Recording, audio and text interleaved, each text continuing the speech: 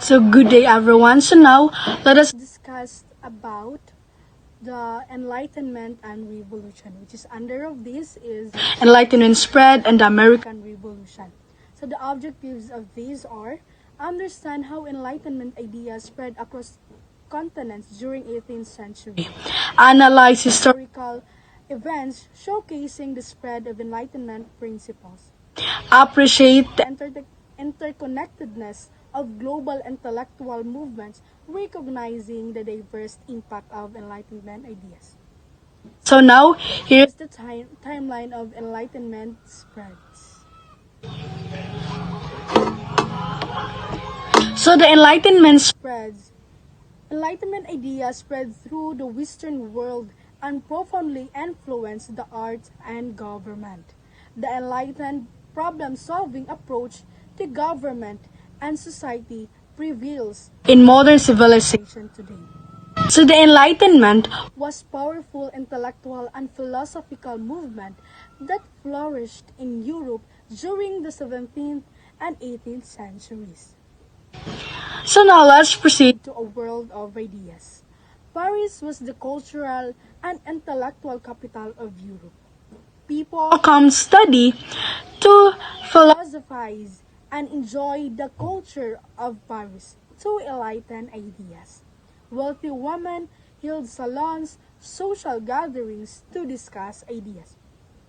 So the world of ideas in the Enlightenment was a complex and a dynamic one, leaving a lasting legacy on modern thought and shaping many aspects of the world we live in today. Now let's proceed to the Diderot Encyclopedia. Marie Theresa Guiffren, most intellectual salon hostess, she helped finance the Diderot project. Denis Diderot began publishing his work in 751. Diderot created a large set of books full of scholars' essays and articles, which is called an encyclopedia. So here's the picture. So now let's proceed to ideas circulate. Salons and encyclopedia spread Enlightenment ideas. Also spread through newspapers, pamphlets, and even political songs. Middle class, literate, attracted to ideas about government and equality, and new artistic ideas. So, ideals of order and reasons are reflected in the arts, music, literature, painting, and architecture.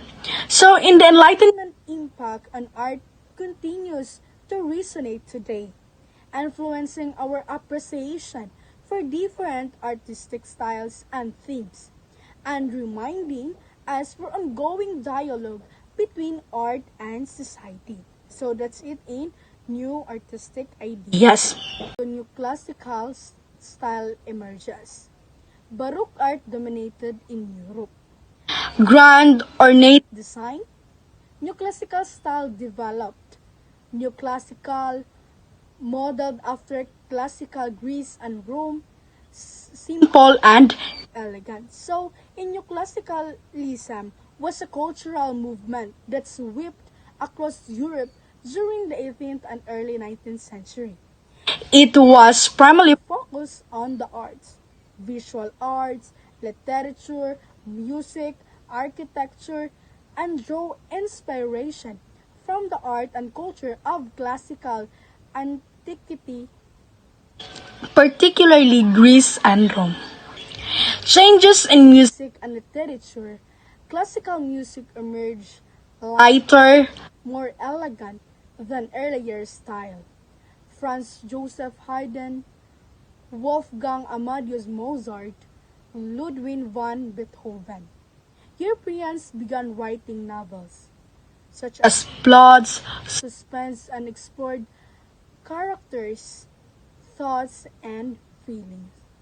So here's the picture of Franz Joseph Haydn, Wolfgang Amadeus Mozart, Ludwig van Beethoven.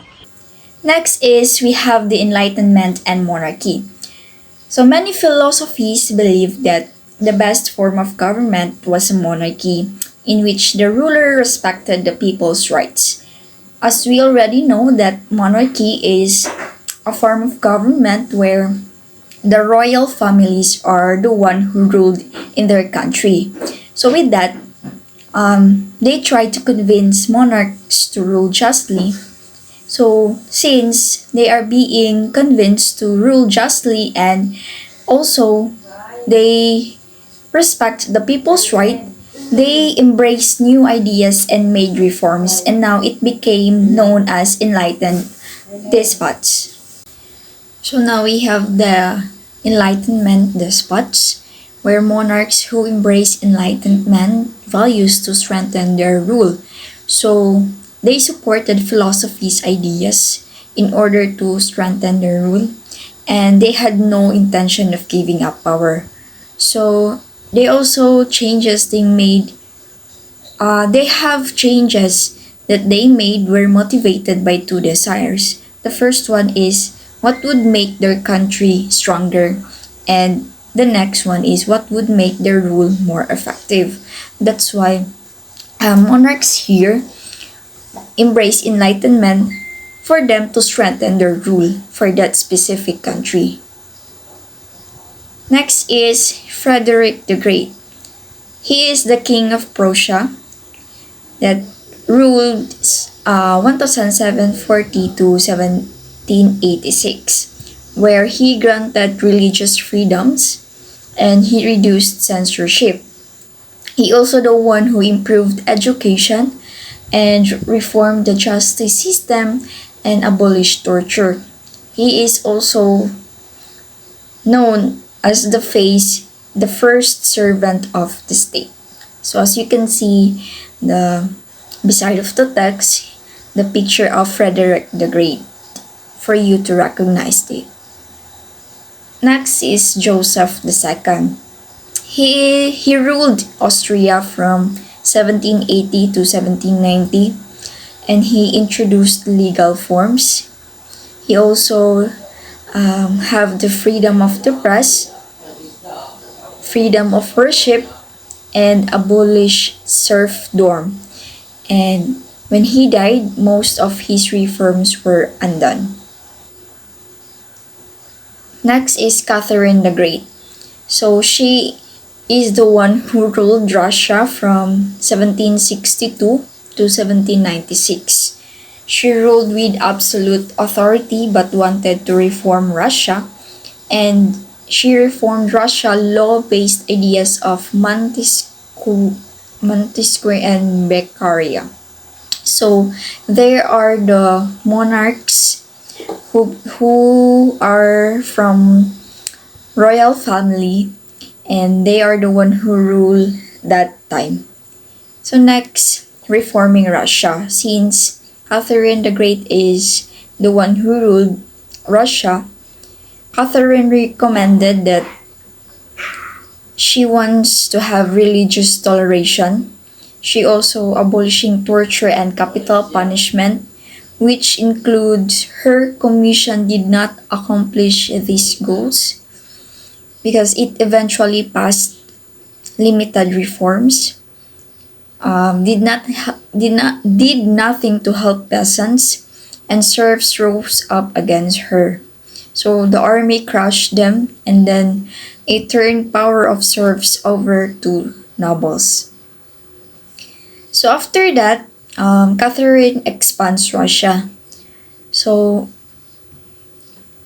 Catherine the Great, she wanted to access the Black Sea, and she defeated the Ottomans and gained control of northern shore. So after that, it expanding into Poland. So it conquered Poland with the help of Prussia and Austria, and Poland would not gain independence back until WW1. Let us now proceed to the next topic, which is the American Revolution. So but before that, here's the objectives. K. Understand American Revolution events and motivations. S. Analyze primary sources and its significance of key moments during the American Revolution. And A. Appreciate the revolution's influence on modern democratic ideals, fostering historical empathy. So here's our timeline. So in 1775, March 23 to be specific, Patrick Henry delivered his "Give me liberty or give me death" speech. In April 19, British troops win the Battle of Lexington and Concord, the first battle of the American Revolution. In May 10, the Second Continental Congress meets in Philadelphia, Pennsylvania, and June 15, George Washington is named Commander-in-Chief of the Continental Army.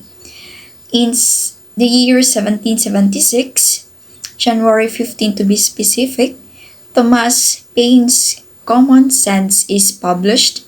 July 4, Congress adopts the Declaration of Independence written by Thomas Jefferson. And in 1777, October 17, America wins the Battle of Saratoga, the turning point of the war. France is persuaded to officially join the fight against Britain.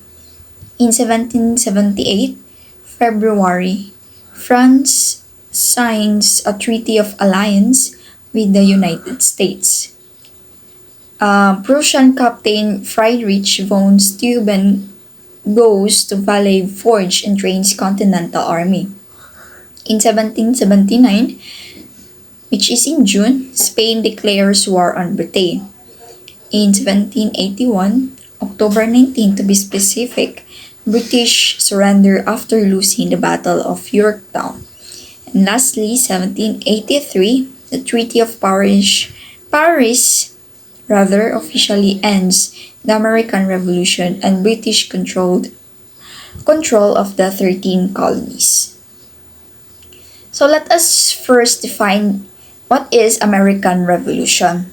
So it's a war for independence waged against Britain by the original 13 colonies.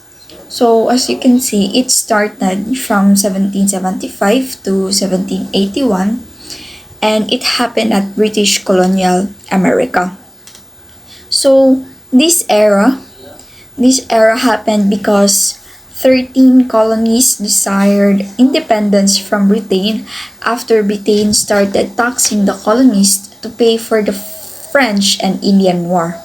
So the colonists, patriots, Americans in alliance with French against British or English. That's why American Revolution happened in this era.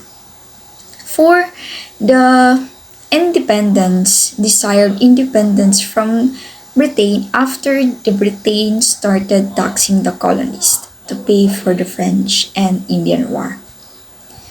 Next here is the Battle of Lexington and Concord. As you can see in the map beside of the text, you can see the battle and the Concord place. So we all know that it is the first battle of American Revolution and it started April 19, 1775. So the British soldiers stationed in Boston were ordered to destroy military provisions in Concord. So as you will know, 700 British troops were met by 77 colonial militia or armed farmers. They are called armed farmers on the town green in Lexington. A shot was fired and 8 colonists were killed. That's what happened in Battle of Lexington and Concord. So in Lexington. At Concord, British troops found few arms because most had been moved and weapons found were destroyed by fire. Militia men rushed to protect town from fire and were met by British troops. British fired because first but quickly fell back and returned to boost. So, from the phrase shot heard around the world, it is written by Ralph Waldo Emerson at the request of Concord's Battle Monument Committee in 1837. So, it is the first revolution based on universal principles of human rights and civil liberties. Next is the Declaration of Independence. So as you can see at the picture, this is the document wherein it declared the independence that based on John Locke's ideas. So with this Declaration of Independence, people have natural rights to life, to live, liberty, and property. So people consent to obey a government that protects natural rights. And people can resist or overthrow government that abuses or fails to protect natural rights. So with this phrase, all men are created equal, means free citizens are political equals. And it adopted July 4, 1776, and it is written by Thomas Jefferson. So let's proceed to Patriots Day, wherein we have straight three states in Patriots Day. We have Massachusetts, Maine, and Wisconsin. So they officially celebrate the first battle of the Revolution and call it Patriots Day. It is celebrated on the third Monday in April, which is specifically April 15 in 2013. So in Mass, the Boston Marathon is held every Patriots Day. And also in 1995, a federal building in Oklahoma City was bombed on April 19 by domestic terrorists. So on Patriots Day 2013, Russian immigrants detonated two bombs near the finish line of the Boston Marathon, killing 3 people and injuring about 264 others. So Boston Marathon bombing suspects had learned how to build explosives from an online magazine. Now we will witness the life in colonies on the eve of revolution. So in the white males, we have widespread ownership of property. They have the ownership of property from the white males, and they have religious diversity, especially compared to England. They have comparative absence of poverty among whites. Most blacks were enslaved. So that's our perception, right? When we say black people are enslaved or they are the slave people, while those whites are those who are at the top of black people. And we have very little urban development, the absence of titled aristocracy, no dukes, counts, or earls, lack of deference to authority, presence of slavery, and exclusion of Native Americans unwilling to assimilate. Next is we have here the image of who supported the revolution. So as you can see in the graph, the blue represents the patriots where it consists of 40%, the loyalists 20%, and the neutral 40%. So loyalists versus patriots. Loyalists oppose independence, loyal to Crown of England. Many work for the colonial government. Patriots willing to fight for independence. Many associated independence with economic opportunity, less than half the population. Who aided the revolution? Most of the soldiers, militia men, were white males. About 5,000 blacks served in the Continental Army. Native Americans were mostly neutral. Most tribes that did get involved fought on the side of the British. Many women traveled with the military men so that they could nurse wounded soldiers, prepare meals, and bind uniforms. A few women fought.